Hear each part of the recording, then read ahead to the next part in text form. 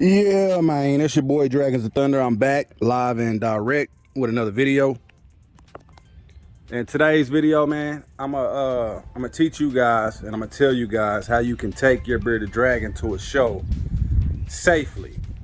There's ways you can safely take your bearded dragon to a show without having to worry about parasites, diseases, and things like that. And so I'm about to give you guys a few tips. And always remember, the shoulders is very important when you take your dragon to a show. So let's begin by talking about Grubterra real quick. So let's talk about Grubterra. You guys know I got a code with Grubterra to get a discount. Go to grubterra.com, order you some black soldier fly larvae, and put in Dragons of Thunder. Capital D, capital O, capital T. So Dragons of Thunder is the code. Look at that guy. Dragons of Thunder. Dragons of Thunder is the code for you to get a discount. And you can go on Grubterra and get you some black soldier fly larvae, man. Dragons of Thunder. So anyway, let's talk about these ways to safely take your dragon to a reptile show, Repticon, Lone Star Reptile, North American Reptile Breeder Conference, and then the big show out in Cali. It's ways you can do it, man. So first off, what you want to do is when you go into the show, you either take your dragon and you put them on your shoulder, or you put them in one of those clear bags. You can put them in a clear bag with vents so they can breathe and see. So if they can breathe and see, they'll be fine for that hour or 45 minutes or whatever that you're in the show. So anyway, if you got the bag, that takes care of everything. Don't take the bag off. Don't set the bag down. Do not lean towards tables. Do not lean towards tables with the bag facing the table. And everything will be fine if that bearded dragon is in that clear bag. So make sure it has vents. So the second way you can do it is you can easily put your dragon on your shoulder or your chest. So when you let's see, when you go in, you can have the dragon here in front of you. Never put it behind you. Always put it here, or either up on the shoulder some way like this. You know what I'm saying? So you can always carry your dragon on your shoulder. And as you are walking around and you visiting tables, let's pretend this is a table. This is a table for reptiles. So you got your dragon on your right shoulder. You never ever want to be towards the table, so you can sit this way and have the dragon on the outside of the table, and on the inside you got your left hand to do what you want to at that table. First off, don't touch anything on the table anyway. Do not touch anything on the table. The only way you touch that table, matter of fact, you don't never touch a table if you take your bearded dragon. If you're going to buy something, you need to have somebody else with you, or you need to have the person place it in a plastic bag and then hand you your bag. That way you never come into contact with anything on the table and you're good to go. So that's that. Always keep the dragon away from the table. And then when you're walking around, don't hand your dragon off to anybody. Nobody touches your dragon. Me personally, when I'm outside of the show, I will let people hold my dragons. I've taken my dragons to 3 shows. North American Reptile Breeder Conference, Repticon, I did not take them, and Lone Star show, I took them twice. Oh, and then it was another one I took them to in Grapevine. I don't even remember the name of the show. But so anyway, you always keep them on your shoulder and or on your front chest. That way nobody will reach. If they reach for your dragon, man, they're in your proximity where you can easily push them back and tell them, nah, you know what I'm saying? Don't touch my dragon, don't touch me. things like that. You know what I'm saying? Now, outside of the show, if you want to hand somebody the dragon, fine. Or even inside the show, I don't recommend y'all do it. I do it for entertainment purposes. And always remember, I'm never putting my dragon in harm's way. I love my dragons. I'm an entertainer. So I do let people hold these dragons and see what they're about. Because honestly, if you don't, if I don't, you know what I'm saying? Like, I tell people about these dragons. I educate people about these dragons.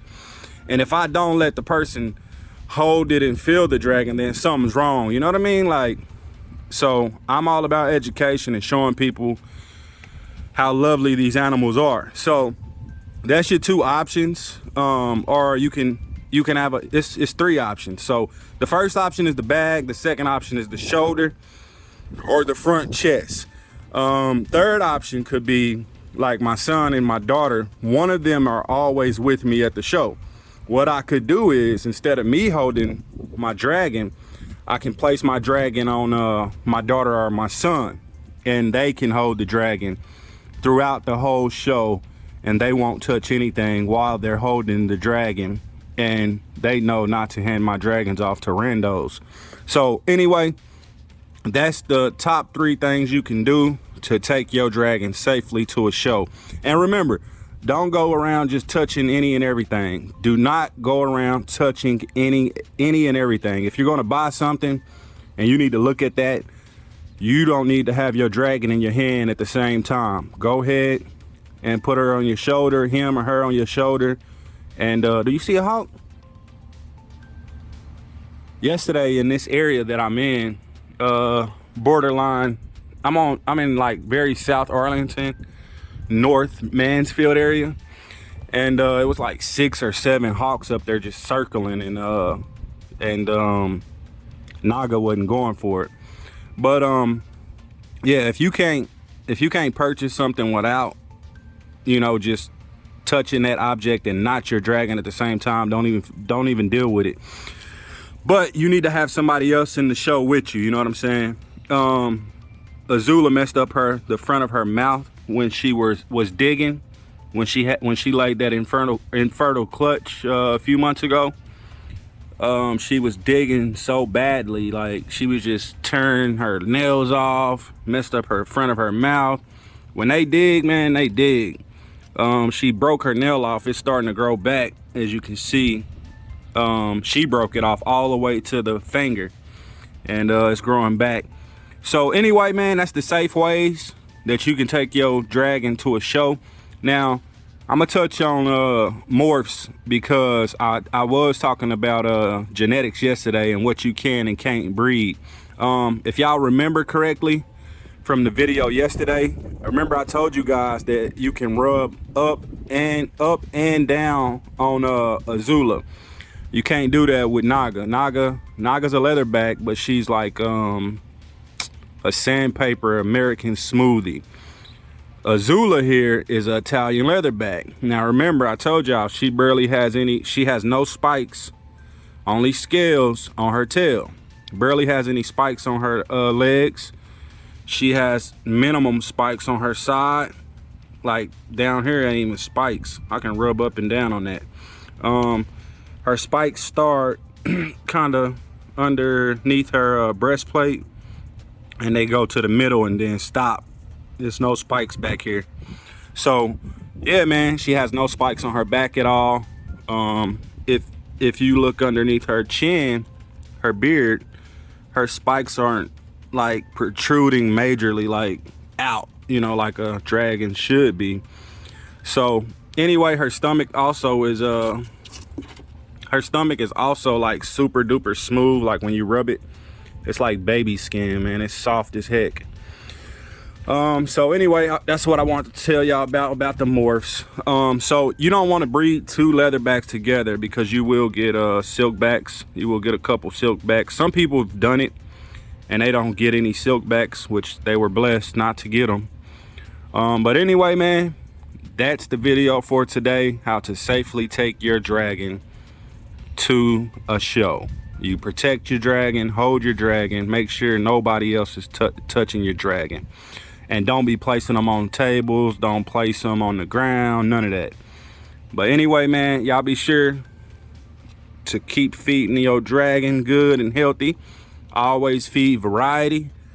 Variety is key. If you can feed a different feeder every day, you need to be doing so. So if you can feed a different feeder every day, you need to do so. But yep, this is how you safely take your dragon to the show. I'm gonna repeat it again, last time. First one is a bag, a clear bag with vents. Second one, shoulder.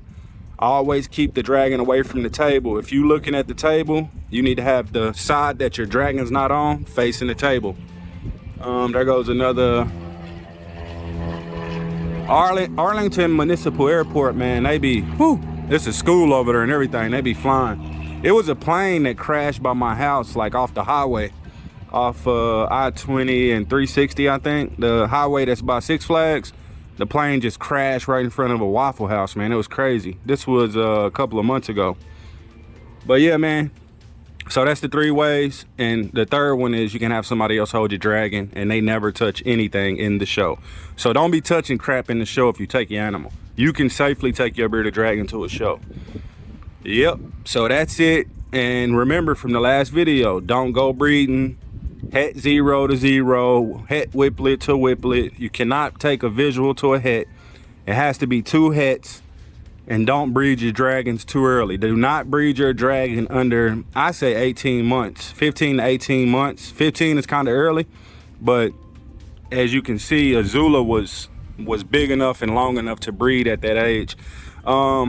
She didn't take too well. She was put with E-Ray, but she wasn't ready, and I don't think he was ready. He probably didn't even do nothing to her.